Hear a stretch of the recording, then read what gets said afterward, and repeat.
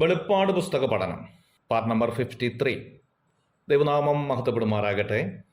വെളിപ്പാട് പുസ്തകം 16-ാം അധ്യായത്തിൽ നിന്നുള്ള ചില വിഷയങ്ങളായിരുന്നു കഴിഞ്ഞ ക്ലാസ്സിൽ നാം ചിന്തിച്ചുകൊണ്ടിരുന്നത്. ഇന്ന് നാം ചിന്തിക്കാൻ ആഗ്രഹിക്കുന്നത് വെളിപ്പാട് പുസ്തകം 17-ാം അധ്യായത്തിൽ നിന്നാണ്. 17-ാം അധ്യായത്തിൻ്റെ 1-2 വാക്യങ്ങളിൽ വളരെ പ്രധാനപ്പെട്ടതായ കാര്യങ്ങളാണ് വെളിപ്പെടുത്തുന്നത്.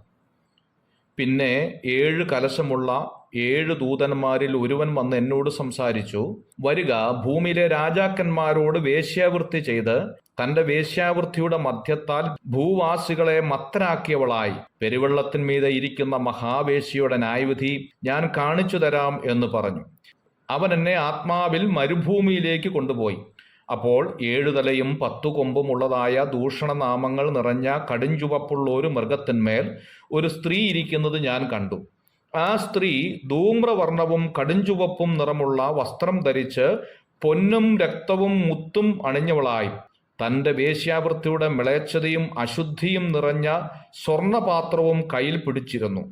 മർമ്മം മഹതിയാം ബാബിലോൺ, വേശ്യമാരുടെയും മ്ലേച്ഛതകളുടെയും മാതാവ് എന്നൊരു പേർ അവളുടെ നെറ്റിയിൽ എഴുതിയിട്ടുണ്ട്.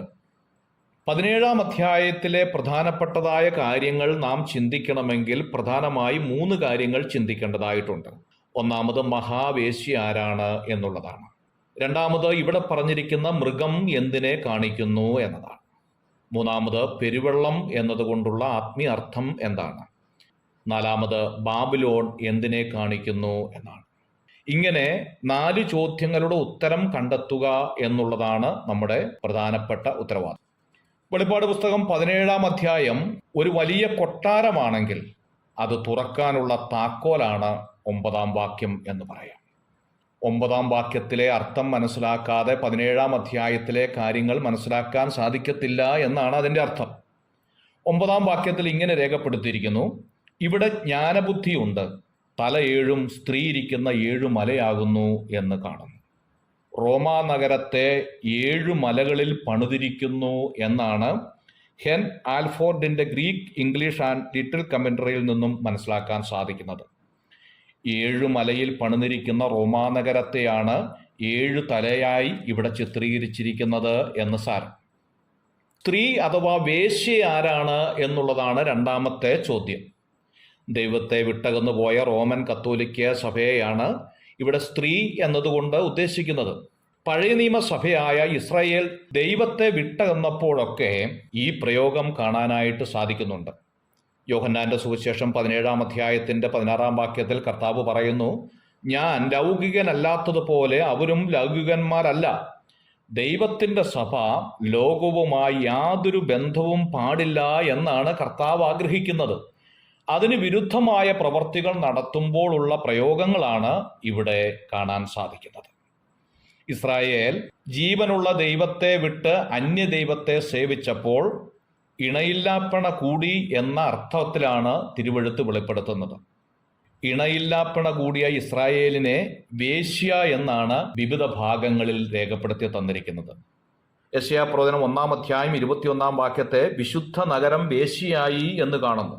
കൂടാതെ യെരമ്യാപ്രവചനം 2-ാം അധ്യായത്തിന്റെ 20-ാമത്തെ വാക്യത്തിൽ 3-ാം അധ്യായം 1-ാം വാക്യം, യിരെമ്യാപ്രവചനം 3-ാം അധ്യായം 6-ാം വാക്യം, 3-ാം അധ്യായം 8-ാം വാക്യം, ഈ ഭാഗങ്ങളിലൊക്കെ ഇസ്രായേലിനെ സ്ത്രീയോട് ഉപമിച്ച് പറഞ്ഞിട്ടുണ്ട്. മൂന്നാമത് ബാബിലോൺ ആരാണ് എന്നുള്ളതാണ്. ബാബിലോൺ അഥവാ ബാബേലാണ് എന്ന് മനസ്സിലാക്കാം. നോഹയുടെ 2ാമത്തെ മകനായ ഹാമിന്റെ പുത്രനായ കൂശിന്റെ മകനാണ് നിമ്രോദ്. ഉൽപ്പത്തി പുസ്തകം 5-ാം അധ്യായത്തിന്റെ 32-ാം വാക്യം, 10-ാം അധ്യായത്തിന്റെ 6 മുതൽ 8 വരെയുള്ള ഭാഗങ്ങളും ഇത് കാണാൻ സാധിക്കും. നിമ്രോദാണ് കൃഷ്ണൻ എന്ന് ദൈവജനത്തിന്റെ മധ്യത്തിൽ ഒരു സംസാരമുണ്ട്. ഒരുപക്ഷെ നിമ്രോദിന്റെ തൊഴിലും കളറും ഉദ്ദേശിച്ചായിരിക്കാം ഈ പ്രയോഗം നടത്തുന്നത് എന്ന് വിശ്വസിച്ചു വരുന്നു. കെ.ഇ. എബ്രഹാം എഴുതിയ മർമ്മം മഹതിയാം ബാബിലോണിലും ഈ പ്രയോഗം കാണാൻ സാധിക്കുന്നുണ്ട്. ബാബിലോണ്യ പുരോഹിതനായിരുന്ന അറ്റ്ലസ് മരിച്ചു. തുടർന്ന് ഇദ്ദേഹത്തിന്റെ മരണപത്രികയിൽ തുടർന്നുള്ള എല്ലാ അധികാരവും റോമാ സഭയ്ക്ക് ദാനം ചെയ്യുന്നതായി രേഖപ്പെടുത്തിയിട്ടുണ്ട്. AD 376 വരെ ഇത് തുടരുന്നതായി ചരിത്രം സാക്ഷിയാണ്. മർമ്മം എന്ന് പറഞ്ഞിരിക്കുന്നത് ബാബിലോണിയ മതത്തിലെ പല മർമ്മങ്ങളും റോമാ സഭ കടമെടുത്തതിന്റെ ഓർമ്മയാണ്. കത്തോലിക്ക സഭയിലും ഇതെല്ലാം ഇന്നും കാണുന്നുണ്ട്. മാമോദീസ, അപ്പം വീഞ്ഞാകുന്നതായ കാര്യം, വീഞ്ഞ് രക്തമായി തീരുന്നത്, വിശുദ്ധ വെള്ളം അഥവാ ആനാംവെള്ളം, ബലിപീഠത്തിലെ തിരിയ്, ബലിപീഠത്തിലെ തളിക, ദേശീയ ഭാഷയല്ലാത്ത മന്ത്രോച്ചാരണം തുടങ്ങിയവ ഇതിന്റെ തെളിവുകളാണ്. God bless U.